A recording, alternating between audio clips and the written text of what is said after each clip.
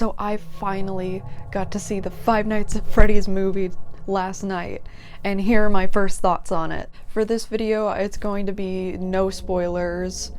I will only briefly talk about things that have shown up in like the trailers and stuff like that. Other than that, this will be entirely spoiler-free. And before I begin, I want to let you know that my opinion is incredibly biased. I have been a Five Nights at Freddy's fan since there were only 3 games out, which I want to say was about like 2014, 2013. God. I feel so old saying that now. But that's besides the point. The point is that I was very excited for this movie and am very happy about how it turned out. But apparently some people don't really like the movie, so if you're not a Five Nights at Freddy's fan already, take what I have to say with a grain of salt. That being said, on to the actual review. First things first, the designs of the animatronics and the actual restaurant, phenomenal. 11 out of 10. They absolutely nailed it with the characters.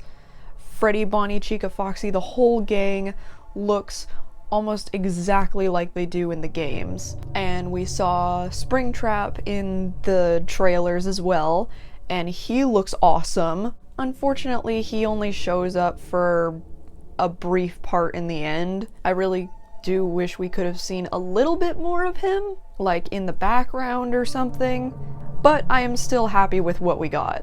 Speaking of wishing there could have been more of something, there was kind of a lot of just people throughout the movie, people talking about their lives and stuff, which is fine. You gotta have some sort of backbone to have in the movie to explain why the characters are going to Freddy's in the first place. But I feel like they could have toned it down a bit to show off more of Freddy and the gang, which to be honest is really what people are going to go see anyway. It's like the whole point of Five Nights at Freddy's is Freddy. And the pacing could have been done better. The beginning lagged a lot, and it was starting to get a little boring. And I was just hoping to see more of Freddy and the gang.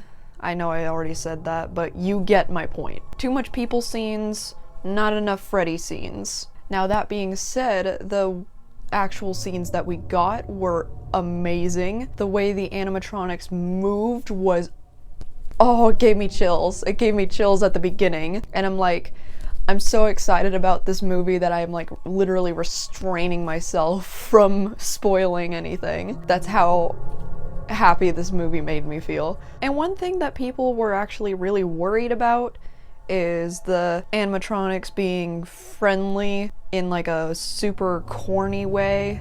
Like there was this meme going around like, "Together we are FNAF." I will let you know that it's not like that. Another thing I wish I could have seen more of is gore. Unfortunately, with it being a PG-13 movie instead of rated R, they were kind of forced to hold back on the gore, which is a little sad, but the gore that we did get was still pretty good. There was one particular scene that made my jaw drop, but most of them, it was kind of just a bunch of jump scares, which to be fair is kind of like how it was in the game, so I'm not too upset about that. They added a lot of fun references to all the other games. There was even a FNAF World reference. We had some really cool YouTuber cameos, as you have seen in like the trailers and stuff. Of course, the king of Five Nights at Freddy's himself, Markiplier, wasn't able to be in the movie, but we all know that that's because he was working on his own movie at the same time, Iron Lung, which I'm also excited to go see.